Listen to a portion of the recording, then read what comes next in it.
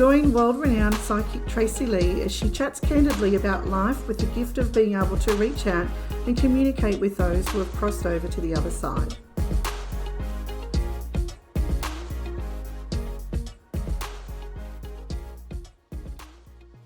Welcome back. Well, we haven't really gone anywhere, have we? So welcome back. Same spot, same yeah, place. anyway. So everyone's going to go on YouTube and go, they're in the same That's place. why I'm the psychic. But anyway, so, so we've got to know a little bit about you. Now, you promote yourself as a psychic medium. Yep. All right. So not a clairvoyant, and you don't wear like the turban and the big flowery. I keep telling you should just for a bit of stage presence, but you don't listen. Well, I come out with the bells and just I think you should. I reckon it would be a showstopper. I showstopper, and you're going to do a little bit of a twirl across the stage, but you're going to be wearing like the colours. That's when I'll fall over. And that would be hilarious. Hilarious, not for me. So no, but in all seriousness, so psychic medium. Yep. So again, some of the questions from Facebook. Well, tell us a little bit about what that means for you. So what does psychic medium mean when you're reading? Like, what is that? Why is that different to something else, or what makes it different? The mediumship is when you actually connect with the other side. So it could be, you can tell when you go and see a reader whether they're connecting with the other side or whether they're using their psychic abilities. So for me, when I'm doing shows, for instance, and I do mediumship, I don't want to know anything. I just deliver the messages and then I'll ask. I want validation. I want validation. I don't ask questions per se. Psychic is when you say to me, "Am I going to meet my soulmate?" And then I have to look. It's like it might be your people that tell me, but it's different.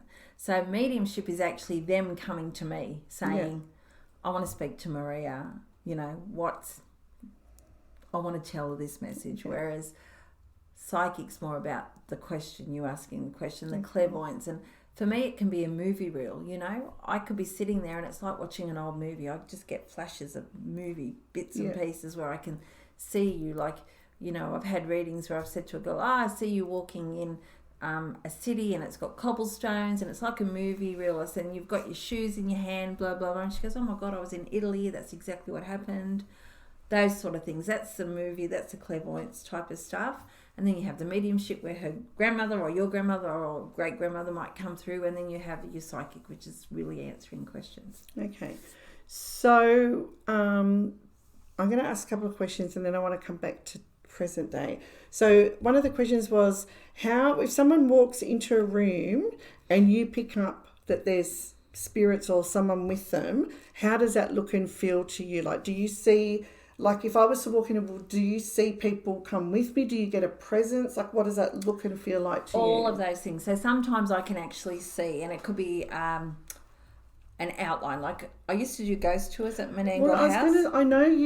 I know ghosts scare the shit out of you. So I'm like, what is the difference between actually seeing a ghost and then someone walking in the room and seeing... Even though I do this, it's funny because when I did the ghost tour... I can't believe you ran out of a building. So we did them at Menangle House, and it was a 2-story house, and there's a lady there and she was taking photos, and that house is particularly haunted. Like, it is so haunted. Not haunted, there's spirits there, there's some not so nice spirits, and there was a couple of rooms I wouldn't even walk into because I just could feel the darkness when I went to go into the rooms. I used to stand at the doorway and used to let everyone else go in and say lambs to the slaughter. Anyway, this particular night there was these 2 ladies and they were standing there and they had their phone out and they were trying to take photos, because I'd say to everyone, take heaps of photos, because you'd be amazed what turns up on photos. Because when you're looking for it or you're wanting it so bad, you sometimes miss it. It can be subtle and you miss it.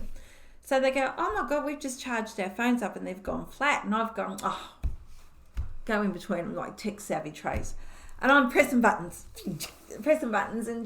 and we go, "I wonder what's going on with this." And hand on heart, this woman walked in front of us with a bustle, like the big bustle, long dress, and her hair was up, and she just walked past and just looked at us like that. The 3 of us seen her. I screamed, I ran. I left them. I was like a front row forward. I like get embarrassed for you when you tell that. So like, what? Like, but how? But so how does that? Why did that scare you? I don't think it was just so. I think unexpected because I knew she'd been there. I'd seen her a couple of times, but it was the way she walked across and just looked at us, and the three of us screamed at the same time. But I ran, and because there's 20 on the tour, the whole 20 of them are like cacking. Where's the psychic? Downstairs! Like I waited downstairs for him.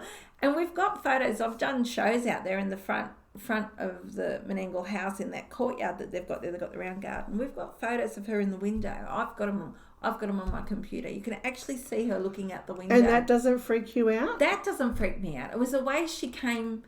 It was the way she just, I guess it was just, I don't know what it was. I think it was just the way she appeared. It just scared the bejesus out of me. You didn't see it coming? Do you know I hate that? I know hate that. I hate that. That's why I said it. And there was another photo that we had in there, and back then when Greg and Bronnie owned Menangle House, they had this room downstairs, and it was all the photos from the people that had previously lived there from the 1800s. There's all these old photos, and I had Maureen, God bless her, who used to come on the tours with us, and she was a psychic medium, and she's passed now, but we put it as a joke because I used to say to her, oh, you're 100 anyway. I put a photo of her up on the wall as a joke so that when she came in and looked at all the photos, there's a photo of Maureen sitting there, right? And we put it in that CPR stuff, so it fitted in. But taking photos, and I'm taking a photo of her, waiting for her to see her photo on the wall, because someone would say, oh, you know, Maureen would say something. I say, oh, come on, Maureen, you're 100. You know, like jokes. We went through my phone, and there was a photo of a little girl looking at her photo on the wall. Oh, my God, no. And she had long pigtails. And I've gone, was there any kids on this tour? And they've all gone, oh, because we didn't take kids, right? And she was about maybe 8. And she was just hunched looking because she knew the photo of Maureen was not supposed to be there. So she's a bit upset. No, she was just looking at it to see who this is, because when I did my research into Menangle House, there was the Aboriginal massacre that went through Appin through to Menangle. It was all that area. There is apparently 7 children buried there. Oh. And down the side of the house is all these trees, which was representing each child that was buried. And we did the tour all around and go down the cellar and go up, and I truly believe it was one of those kids, because the long plaits and looking at her photo. Okay. But I didn't see her there. It wasn't until I looked at my phone and I could see the photo, her with these long plaits and this pinafore thing on. So coming back to present day, like your day-to-day life, like you get up in the morning and you do whatever, is this like, knowing we were going to do this today, is there anything right now that you can, like, how does it happen? Does it happen, you obviously can't control it, you don't control it, but you control what comes, you will connect with? Yeah, no, I can control it to a point that otherwise if you didn't control it, you'd go mad. You know, like it would never be off. So I can control it in that they know when I'm on, like I'm on at 10:20. When I start at 10:30, I'm on. Come then. Unless it's for me, right? If it's a message for me, I can't control that. It will just come. Sometimes I can just see like shadows or smells.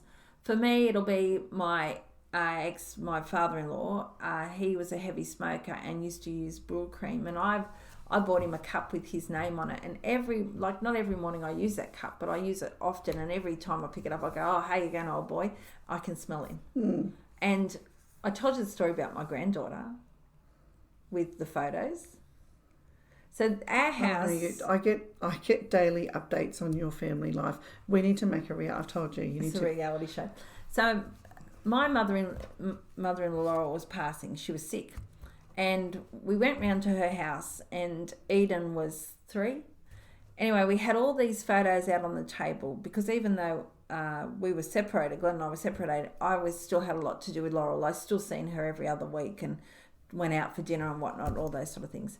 And we were around there looking at old photos, and we had all these photos out on the table of when we were kids, because I lived with her from about 17. So I had all these photos, and we were looking through all these photos. Eden, at 3, walks over in front of everyone and goes, oh, Grandma, there's your special pop. Now, there's no photos of the old boy out anywhere. None. Oh, Grandma, there's your special pop. And she goes, what do you mean? Because she was very much a ochre. What do you mean? She goes, this man, he's your special pop. He's waiting for you. Now, this is a 3-year-old. Laurel died a week later. He's waiting for you. And she goes, oh, don't be stupid. I'm not waiting for that old bastard. Because that's how she used to talk, right? And I'm laughing. Anyway, we go, Eden, where did you see this man? She goes, at your house, Mim. He's always in your house. So that's out of the mouth of the babe. So she took that photo. And obviously I've moved now and Eden's got the photo. But it was on my fridge for 2 years before I moved. And that was the old boy, the man I was talking about with the cup. So when it's those sort of things you can't control. But when it's, like if it's, you know, going down the street, for instance, I have to turn it off. Yeah, so but like when you know you've got a day full of readings, at what point, like does it normally, like, because I know I'd often ask you before shows, have you had anyone today? And you'll go, yeah, or you'll say, I've had this person sitting with me for 2 days now and stuff like that.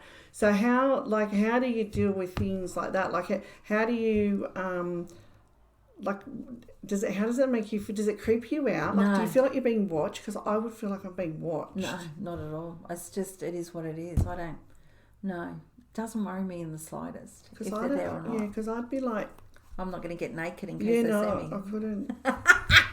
No, it's not like that. They're not going to sit and watch on the toilet. You sure? Or in the shower. Are you Jesus. sure? How can you be sure of Unless that? it's some really sexy spirit that's like, yeah, no.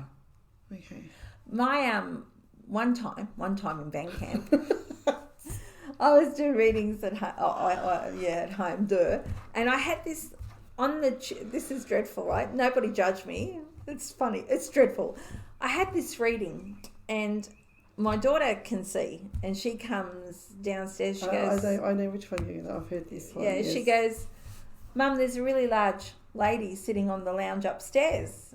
Have you got readings tonight? I go, yeah, I do. I said, she'll be for someone. Don't worry about it. Anyway, this is dreadful. These 2 women came, and they were very big women. Like, I'm talking big, to the point that they couldn't fit on the seat, right? So I go, she must be for her, like a real generalisation. So this is one Tuesday. So I go, I've got a large lady here that's passed over. Is she for you? No, we don't know any large people. It doesn't matter that they're large, but like they couldn't, you know what I mean? I'm like, okay, it must be for your mum. And mum comes in. I said, have you got a large lady that she's young, she's passed over? No, don't know any large women. I was like, Jesus Christ. Anyway, okay. The following Tuesday, I had a woman turn up. The girl was still there, in and out through the day. We'd walk past and we'd see her sitting on the lounge. Just an outline, then she'd disappear. Outline, and then she'd disappear. Anyway. How does it not freak you out? Because they're not there all the time. They're just in and out. But they're there, period. Like, a little bit there, a little bit not there. Like, there's just still something there. Like, how does it Because I knew that eventually she would go, because I knew I would have a reading for her. That I knew she would, I knew it was close. Yeah. So this woman turns up and she's little, like I'm talking a size 6. She walks in and I go, because I'm finally like, it's a week later. But this woman had been ringing me for the week. I need an urgent reading. And she walks in and I go, thank God the fat lady's for you. That's what I said to her.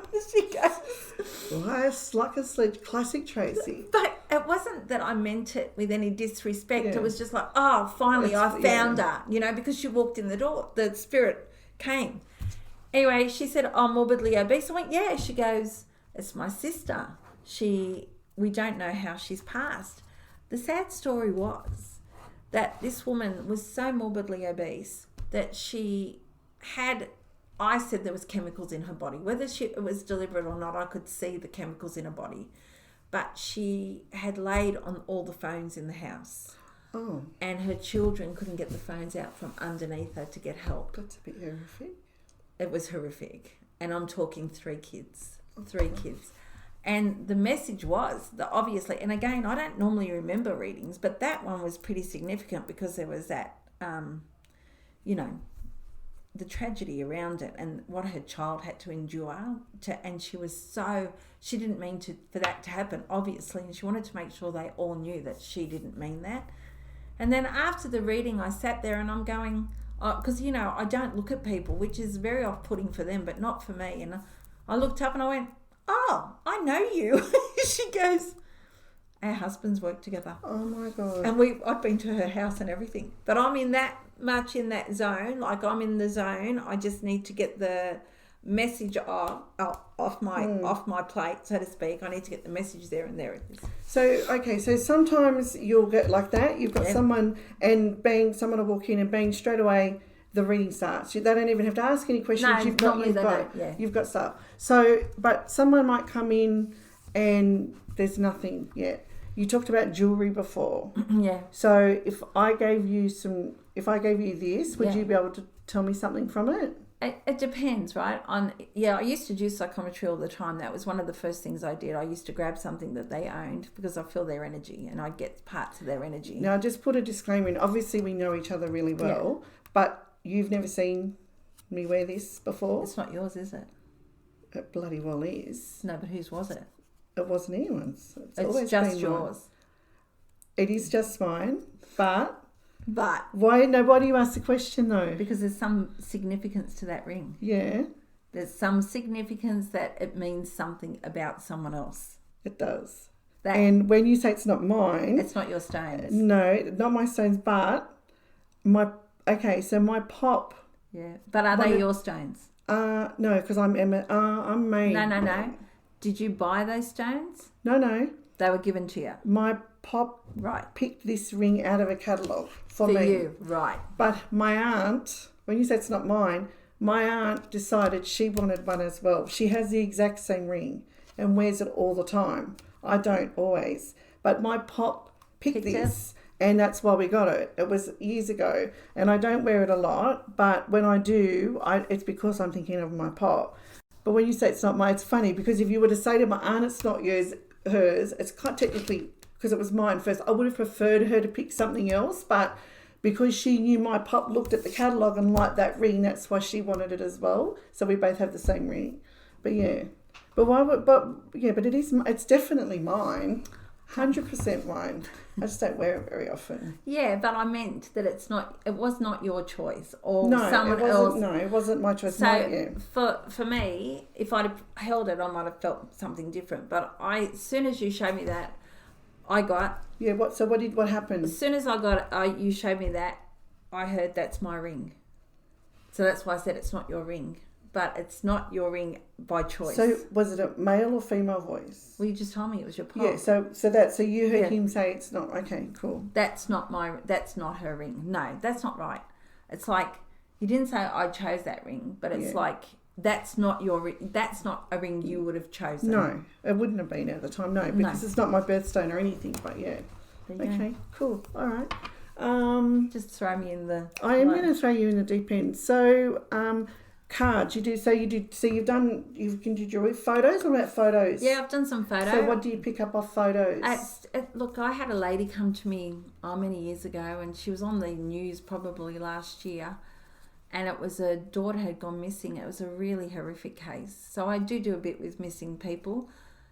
I don't do the whole death thing, but I could describe where that girl had gone and all the rest of it, and I gave them a rough outline of where she'd been, and they actually drove there and found a car there.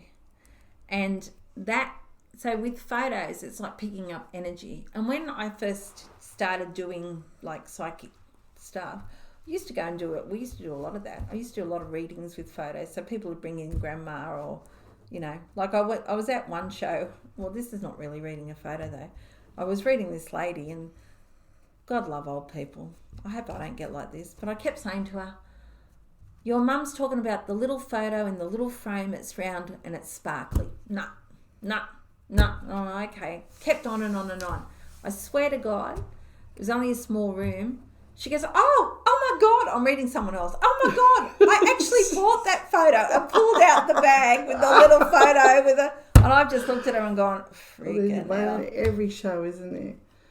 So, okay, so photos, it's Yeah, I kind can of... do photos. So, and would that be like similar to the ring? Someone would come through and Yeah. tell you something, or would Yeah. you... Right. So cards, what happens with cards? Cards are about, I love the cards. So say I get someone that's a bit like you, I'm not telling me anything. I'm not going to give her anything, because if I do, she'll know. The cards actually verify or validate everything I've said.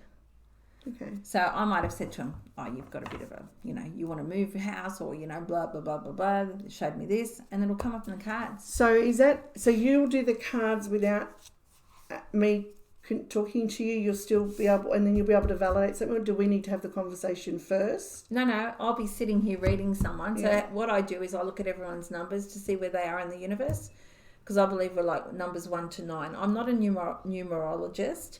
I do basics. So I like to know what year we're in, like we're a 7. So we talked about the lady that had a sister dying. Mm-hmm. She was a number 7. It's a number 7 year. She died on a number 7, and her friend ordered her 6 butterflies to release when she was passing. And as they picked up the butterflies, the bloke says, I've just thrown an extra one in. There's 7 butterflies. For me, numbers are significant. I think it puts you in your cycle of the 1 to 9 years. So I always look at numbers when people come in. I don't know how to read numbers as like to go to someone, I just do numbers. And then I will write, and I give them everything I'm getting, and then I put the cards out. So if I asked you to do a card spread for me now, Yeah. and but I haven't asked you any questions or nothing, do you think you'd be able to... But it'll tell you what your subconscious wants to know. Okay. Sometimes this is not about what you want to know. And I find that interesting. Like I've had a couple of people put on Facebook, nothing, what you said wasn't right, blah, blah, blah. And then they've rang me 4 months later and go, actually everything you said happened. But they didn't want to know that. They weren't, it's not, and people think this is about what they want to know. It's absolutely not. It's about what they want you to know. So, we go back to the lottos. If I might say to you, there's a lot of money around you, go buy a lotto ticket. That's because they want you to know. Are they going to give me the numbers? No. So you usually do 1, 2, 3 spread. Can you do a quick one now and for me and show and what's just if I got to just shuffle? Do I need to ask a question? Yes, and you need to ask it out loud. So for these sort of things, there's got to be a very specific question, because you're asking for a small spread. So a bigger spread. I'd ask for a bigger spread if we had more time, but I'm just scamming a reading. I am a. She's a scam. She's just like, it's all about me.com. I want a reading. No, because I'm trying to demonstrate to people. We're trying to. Well, I guess what I want to do is I want people to understand the motions that you go through and what you're picking up and feeling and thinking, so that it's kind of in the now. So, because normally when you're reading someone, there's not someone sitting here commentating on what's going on. And people, I find every time I have a reading, if I don't record it, I don't remember anything that you say. Anything. Like as intrigued as I am, I don't remember anything. No. So I have to ask you a question. Ask me a question. You know what I'm going to ask, don't you? Yeah, I freaking do know what you're going to ask. No, I'm not. I'm not going to ask. What are you going to ask then? All right. You're in a public forum here. Okay. Let's say 1 million people are going to watch this. Yeah, Am I going to marry Mark Wahlberg? No, I know. Stop. We're not talking about you anymore. All right. I'll ask the common one that you love. Am I going to meet my soul? No, not my soulmate. Am I going to meet someone? Am I going to be in a relationship like in this fucking lifetime century? Not like, don't tell me that I've missed the boat or whatever. Okay. Oh. So this is not a 3-card spread. So yes, this is, look. Is that who I think it is? Yes. This is, can you see the cards? This is roughly. So look, this is about a lot of new beginnings. This is about getting a little bit of balance of, and I know you. So I'm not being, what's the word? I'm not going to lie, because I know I don't want you to, yeah. There's a lot of new beginnings for you, and it's like everything's starting to happen now. New house, new job, new love.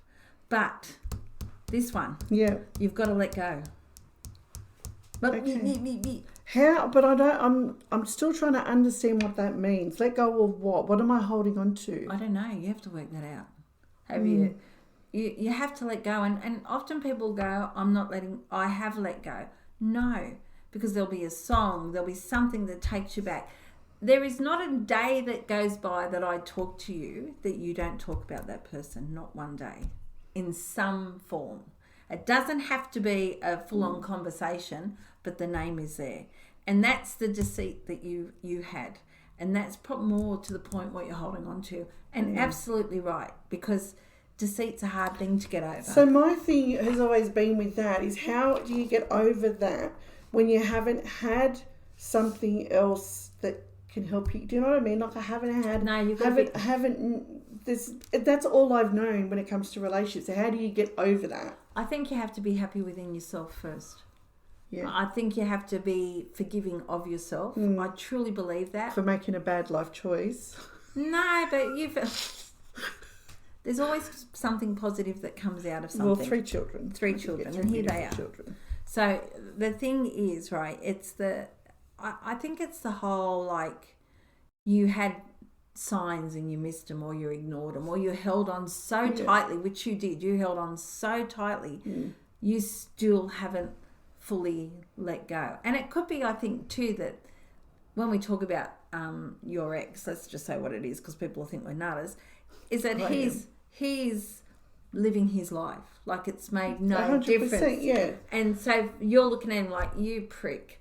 Why aren't you suffering? And, you know, his suffering is still to come. I hope he watches this, because karma will catch up with that bloke.